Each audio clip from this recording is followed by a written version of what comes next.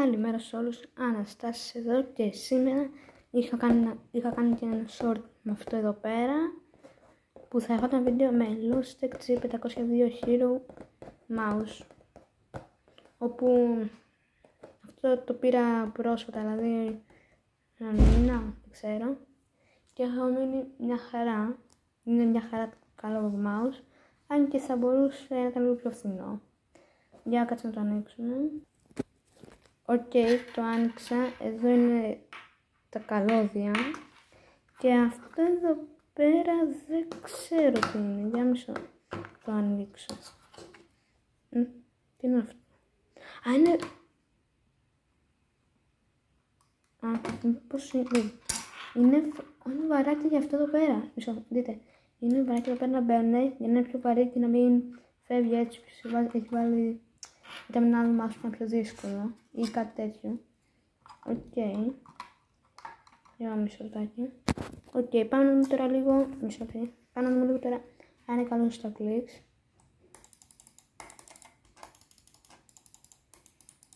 Οκ. Μια χαρά.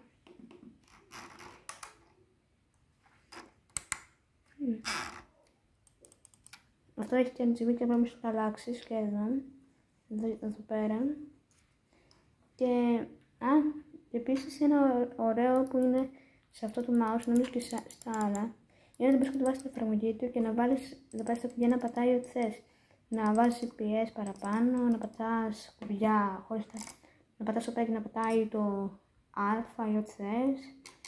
Εδώ πέρα μπορείς με μια άλλη εφαρμογή να το κάνεις scroll να παίρνεις CPS, γιατί αυτό έχει infinite scroll, αν δείτε.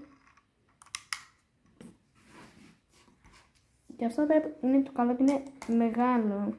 Αν νομίζω που είναι λίγο μεγαλύτερο, γιατί αν δείτε το παλιό μου mouse είναι αυτό εδώ πέρα και απλά λίγο συγκρίνεται το. Δηλαδή, φαίνεται. Αν δείτε κάνει καλό drag click. Και αυτό με το mouse είναι... όχι. Δεν μπορεί να κάνει τόσο καλό drag click γιατί δεν χωράει εδώ πέρα το χέρι σου.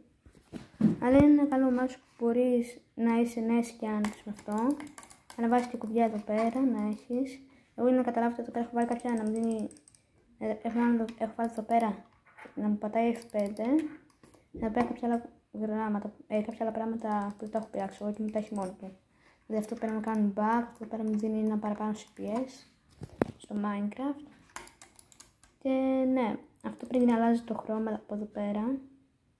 Και αν χτυπάς την εφαρμογή του μπορείς να του αλλάξεις και κάποια πράγματα, δηλαδή το sensitivity, τα commands και όλα αυτά. Και διάφορα πράγματα μάλλον που δεν τα έχω ξερευνήσει ακόμη. Δεν την έχω χτυπάσει πολύ, δεν την έχω ψάξει πολύ την εφαρμογή. Αλλά ναι, αυτό ήταν το mouse και το καινούριο βίντεο με το Logitech 502 Hero. Αν θέλετε να δείτε να παίζω Minecraft με αυτό, κάντε ένα like και ένα subscribe.